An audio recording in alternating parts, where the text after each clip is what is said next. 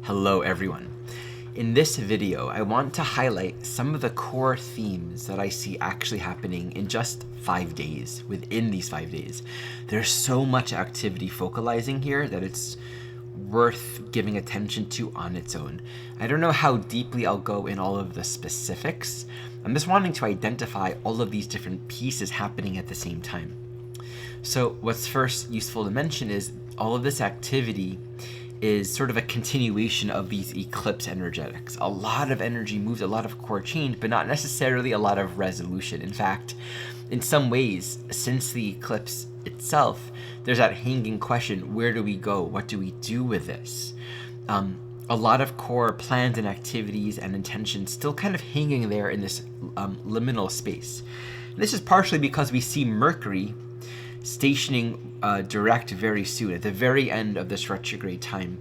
And as it will be stationing direct, it's in this very tight square with Pluto, which itself is newly retrograde. So deep soul content, really looking deeply at our values, what is most important to us, and what are the questions that we really want to be asking right now. I think we're just cultivating a fresh mind, a fresh perspective, to look at so many facets of our life in a way that's helpful and useful. We're clearing away a lot of unnecessary thought forms, ways of perceiving, ways of organizing our reality that just kind of keep us in these entanglements and entrapments. What is a way of looking at any facet of our life where the way that we look itself, the question we ask, the perceptions that we have itself are liberating? It opens up more space. So there's a lot happening just as Mercury begins to slow down. And if I progress this chart a couple days forward, by Sunday and Monday, we see Mercury stationing direct, right? So it's basically at a standstill for the next several days, for the next week, more or less, at this 5-degree mark, 5 degrees from squaring Pluto. So that's a very important area. Now, of course, this is happening right there in a new phase to the North Node. It's meaningful that Mercury is stationing so closely to the North Node. It doesn't quite cross the North Node, but if we understand the North Node as this, personally and collectively, the evolutionary trajectory of the present moment. It's the evolutionary portal where activity, developments, things are opening up for us moment to moment. And we can be making choices that relate to our ongoing evolutionary purpose. So Mercury so emphasizes such a deep, internal, reflective, clarifying process with Mercury right there on the North Node, just emphasizes how we're thinking about things right now. The questions, the information, the content, the conversations are so relevant. It's so meaningful. And this also just reminds me, and I want to offer, not to take any of it for granted. If anything in our life feels overwhelming, if the details feel stressful and I don't know how to take a hold of all of this, right?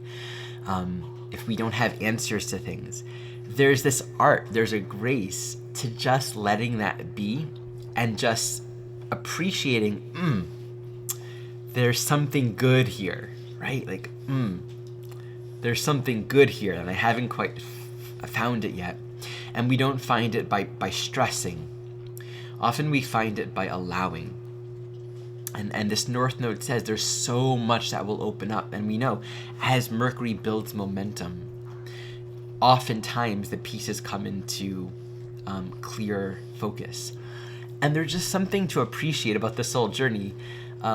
We had this funny experience, Michelle and I, last week, where everything that we tried to do just didn't work. I'm not even gonna bother with the whole story. Every place we went and every plan we tried to make, nothing worked. And we looked at the transits, we couldn't quite identify a specific. I would say it's just the energetics of the time, really. But it teaches me a very humbling lesson, which is there's a timing for all things. There's a timing to know. There's a timing not to know. There's a timing where the energy is there and the fire is there to make these decisions, to make these plans. And then there's a timing where it's not there. And sometimes it's just wonderful and wise and healing to be with what is, to feel into what is. Where is the energy? Where's the flow of the Tao now? So I really think a lot is focalizing and beginning to open up here. So this happens. Now, we're approaching this new moon. Basically, from now until the new moon is where we see all of this activity. So Mercury stations direct. And just afterwards, like within a day, Jupiter enters Taurus. Right here. This has been a long-awaited transit, of course. Jupiter enters Taurus, it's moving towards the North Node. And right after it enters Taurus, it squares Pluto. Right? So this is like, 3 days in a row. Mercury direct, Jupiter Taurus, Jupiter square Pluto. And then just the very next day, we have a new moon. Just after the moon passes over Mercury, passes over Uranus. I guess that's 2 days later officially, right? So all of next week, from Sunday to Friday, we had this very essential activity happening really in the entire span of Taurus. So wherever Taurus is in your chart, and more specifically, wherever Venus is, because Venus rules all of this Taurus. Right? So where Venus is in your chart, there's a lot of focalization happening. What are our values? What is meaningful for us? And where is life inviting us to expand and redefine and think of things in a different way? I'm very excited to speak in depth and probably frequently about this new Jupiter in Taurus transit. And I think one thing that this Jupiter in Taurus transit, especially as it comes to square Pluto and moves to the North Node, it's very rich. Like the month of May is very rich in terms of this Jupiter in Taurus transit. It's going to highlight what wants to last, what does last. It's going to highlight what will continue, what's worth sustaining, what wants to sustain, and what doesn't.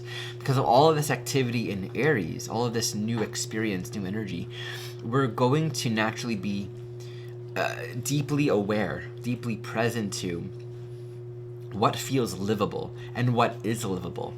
And where things don't feel workable, or we're trying to fit a square in a circle, that Jupiter and Taurus will reflect a time where we're going to really feel that.